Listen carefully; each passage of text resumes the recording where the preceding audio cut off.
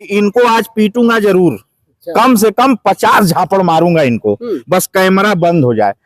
हमें पागल कहता है तो पागल तो कुछ भी करेगा बेटा, जिस दिन पकड़ लूंगा पागल तो कुछ भी न करेगा, इतनी केहूनी मारूंगा कि पैजामा बिगड़ जाएगा।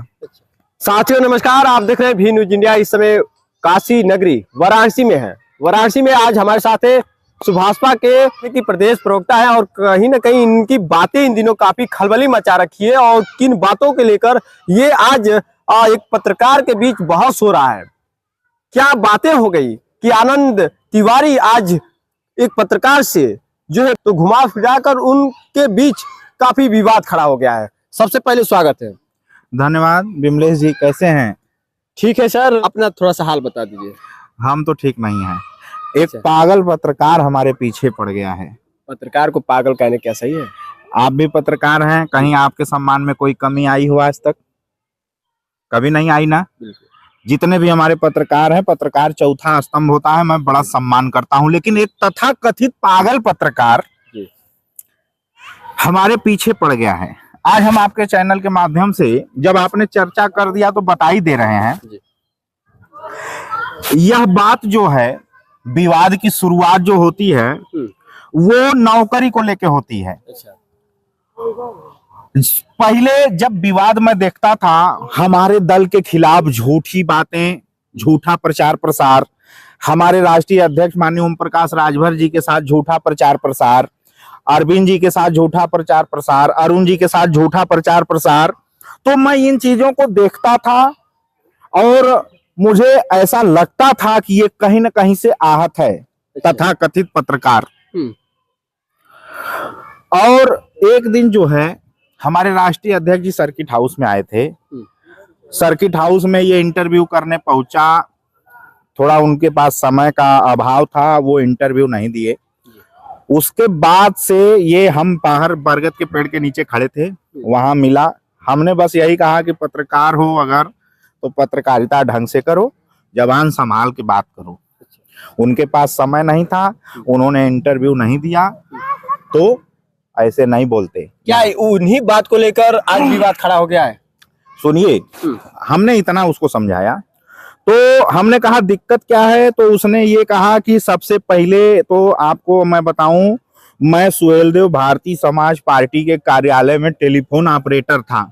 अच्छा। तो हमने कहा कब थे, तो कहा कि 2-3 साल पहले, मतलब नेताजी जब पहली बार सरकार में थे तब था ये। अच्छा। और हमने कहा तब थे तो कहा तो हमारी नौकरी नहीं लगवाए। मैं विकलांग था, मेरी नौकरी नहीं लगवाए। तो हमने कहा अरे भाई नौकरी तो मुख्यमंत्री जी लगाते हैं, नौकरी ओम प्रकाश जी कहाँ से लगाएंगे? हाँ बहुत करेंगे, वो कोशिश करेंगे। ये सब बात थी। उसके बाद से जो है वो जो है हमारे पीछे पड़ गया। अच्छा। हमारे घर में अभी जितना उसका देख रहे हैं रवैया, हमने फोन करके समझाया, उसको भी वायरल कर दिया। और वो उसका जो चैनल है वो जोश करके है कुछ। अच्छा। दिव्यांग है, जितेंद्र नाम है उसका। अच्छा। सरदार है।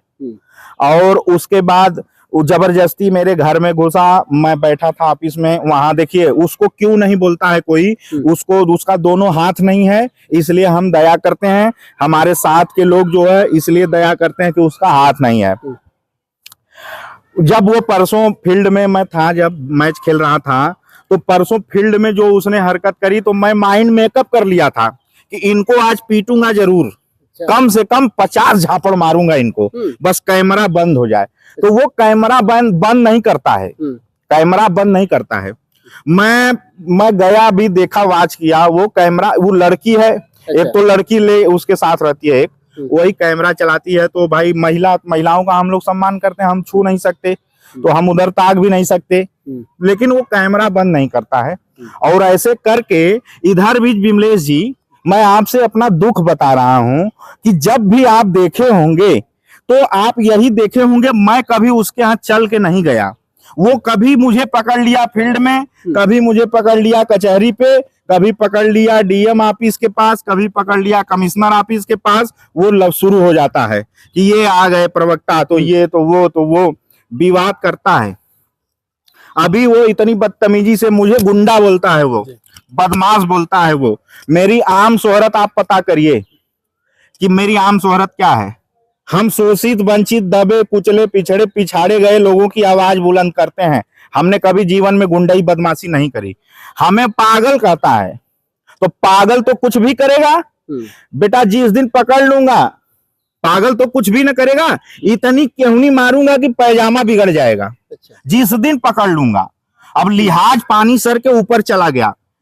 अब आनंद तिवारी लिहाज भूल गया। अगर वो पत्रकार है कायदे से पत्रकारिता करे, नहीं तो उसको औकात में ला दूंगा मैं। ऐसी बात जो है आपको पहले इंटरव्यू भी दिया है, लेकिन बात कहाँ से ऐसी बनी कि बात आज औकात तक आ गई? पहले ही उनको खांच के मैं मार दिया होता ना तो वो उनका मन इतना बड़ा नहीं होता। मैं रियाज करता हूं कि उनका दोनों हाथ नहीं, वो उनके बारे में पता करिए ना। वो कभी जाके किसी से लड़ाई कर लेंगे, कभी किसी शोरूम वाले से धन उगाही करते हैं, कभी कोई हमको हथियार का चैलेंज देते हैं। वो हम ये कह रहे हैं कि हथियार की बात हम नहीं करते।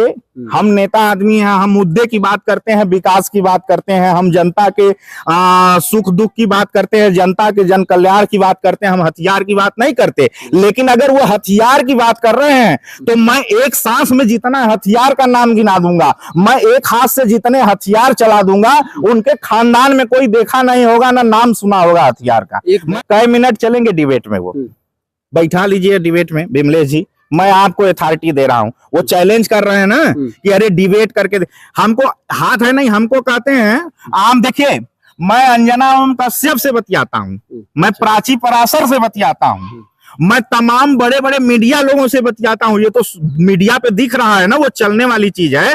और वो हमको चैलेंज करते हैं कि यूट्यूबरों में बैठ के पे पे पे पे करते हैं, उनका कोई सुनता नहीं। 3 मिलियन फैन फॉलोअर है हमारे, रिकॉर्ड है, वो दिखता है। 3 मिलियन वीडियो चलती है हमारी। एक तो वीडियो कोई दिखा दे जो 3 मिलियन चली हो कहीं से भी। उनको मैं आज चैलेंज कर रहा हूं आपके चैनल के माध्यम से कि वो फरिया लेंगे, चाहे गुंडई में, बदमाशी में, डिबेट। रही बात डिबेट ना, आप डिबेट पे बैठा लीजिएगा, 5 मिनट से अगर अधिक चल देंगे तो मैं राजनीति छोड़ दूंगा। आपको भी थोड़ा सोचना चाहिए। एक दिव्यांग है, कहीं ना कहीं दिव्यांग होते हुए अगर कुछ भी अगर बातें हो गई तो कहीं ना कहीं आप कुछ बातों को करके बात वहीं से सिमटा लिया जाता। लेकिन क्या लग रहा है कि वो दिव्यांग होते हुए मेरी एक गलती बता दीजिए आप जी। मैं कभी, जब आप उनका देखिए, खोल लीजिए आप वो चैनल, देखिए मेरी कोई गलती हो, मैं गया हूं, वो हमेशा आते हैं और जोर जबरदस्ती करते हैं हमारे साथ। मैं कभी गया हूं, मैंने कभी उनको छेड़ा हो, मैंने एक बार समझा दिया मेरा गुनाह इतना ही है। एक दिव्यांग होते हुए जो जबरदस्ती किया जा रहा है। हाँ, आप देखिए ना, प्रत्यक्ष है।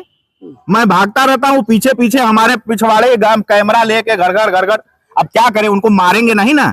क्या आपको कभी रहम नहीं आया कि इस ऐसे विचार? रहम ही है जो उनका मन इतना बढ़ गया। नहीं तो 1 मिनट लगता सुधारने में, फेचकुर फेंक देंगे एक झापड़ में। वो रहम ही तो है। आज इतना मन बढ़ गया, आज हमें गुंडा बदमाश बोल रहे हैं, हमारी आम शोहरत खराब कर रहे हैं, हमें ओम प्रकाश राजभर का चाटुकार बोल रहे हैं। मैं चाटुकारिता करता हूं। मैं कह रहा हूं आपके चैनल के माध्यम से, अगर वो नहीं सुधरेंगे, अगर उन्हें सद्बुद्धि नहीं आएगी तो हम सुधार देंगे और इतिहास नहीं, उनका भूगोल बर्बाद कर देंगे। हाँ, इतना बड़ा सा दावा आप कर रहे हैं। हाँ, अब ये घूम जाएगा तो ये संभलेगा नहीं फिर किसी से।